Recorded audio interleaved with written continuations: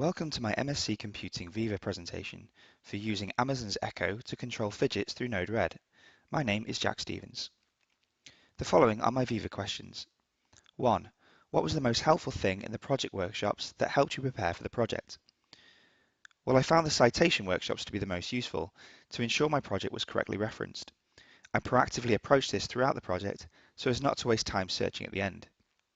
2. How does your project advance the teaching of Internet of Things? Well, as Node-RED and the Amazon Echo device are both recent developments, they help to understand the network relationships of devices and incorporating latest voice technology to interact with useful IoT teaching devices like the Phidgets. With the visual aspect of Node-RED, the flow can be easily followed from Echo to Phidget and back by displaying the information exchange.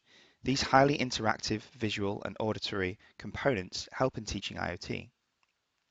3. What would you say are the most academically challenging aspects of the software you have produced?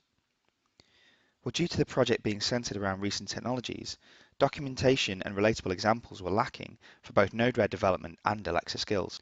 For this reason, a button to trigger data collection was one of the most difficult aspects of the project. The relationship of Node-RED's HTML and JavaScript files is not quite the norm, and there is a disparity between the roles of internal JavaScript and external JavaScript. The requirements for the button involved internal JavaScript to initialize a button parameter with an onClick handler that launches an AJAX post request. The post is sent to a HTTP endpoint that is created temporarily in the runtime by an external JavaScript method. An input handler then runs the collection of data from the Phidget and outputs as a JSON message object. 4. What software techniques have you used to good effect in your project? With JavaScript being the predominant language, a main technique I've used is scope and closure. Both are elements of encapsulation, with scope using anonymous functions to hide variables from external access. Closure is then a way of allowing access to those local variables by returning the inner object when the parent function is called. These techniques reduce naming collisions and provide automatic memory management for a more robust application. The project was centered around a browser-based flow editor called Node-RED that is built on the Node.js runtime, and interfacing this with the Amazon Echo and Phidgets. Node-RED is easy to wire flows together using application packets called nodes. These nodes are visible in Node-RED's palette, seen here on the left, and are generally built from a combination of JavaScript, HTML, and CSS.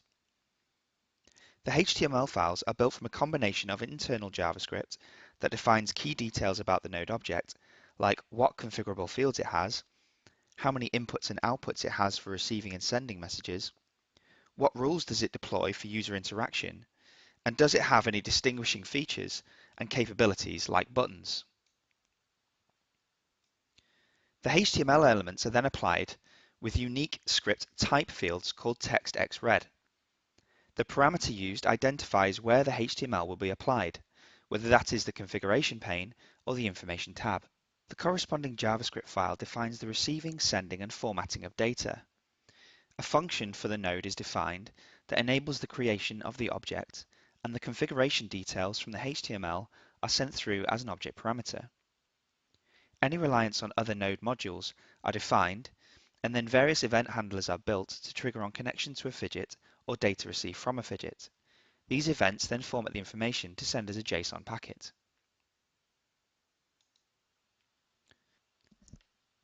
For communicating with the Alexa service, a HTTP handler is built that accepts a HTTP request, sends any pertinent information to the Phidget, and then builds a response that is sent back to the Alexa service with some SSML tags to instruct the Echo to speak. To send a HTML request, an Amazon skill was created. A skill is built up using an invocation name that is called to start a skill, an intent that defines what the skill will do, and utterances that are a list of verbal commands that will activate an intent. The HTTP endpoint for the request is then chosen, and the Node-RED public address applied with a URL extension for the Phidget. To demonstrate the working application, I will show a selection of different interactions with the Phidgets. In the flow editor, I will drag over my Phidget servo node from the palette. I will then add a debug node which will allow me to see what message data is being output by linking the two nodes together. I will configure the node with a URL extension which will act as the HTTP endpoint, and then apply a start position and hit deploy. This will run through my code, and as you can see, the motor is turned to the position configured. Alexa, ask servo to get current position. Current servo position is 145 degrees. My position is read back to me. Alexa, ask servo to set position to 10. Servo position was successfully set to 10 degrees.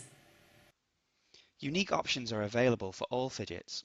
An RFID scan will display the data, and this can be requested. Alexa, ask reader to get last tag.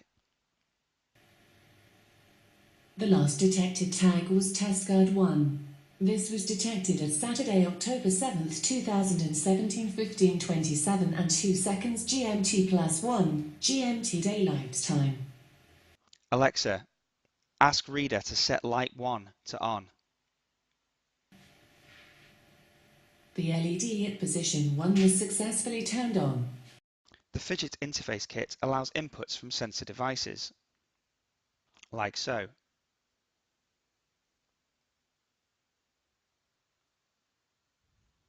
Alexa, ask PIC to get status of sensor 2. The sensor at position 2 is set to 583. And that is the end of my presentation. Thank you.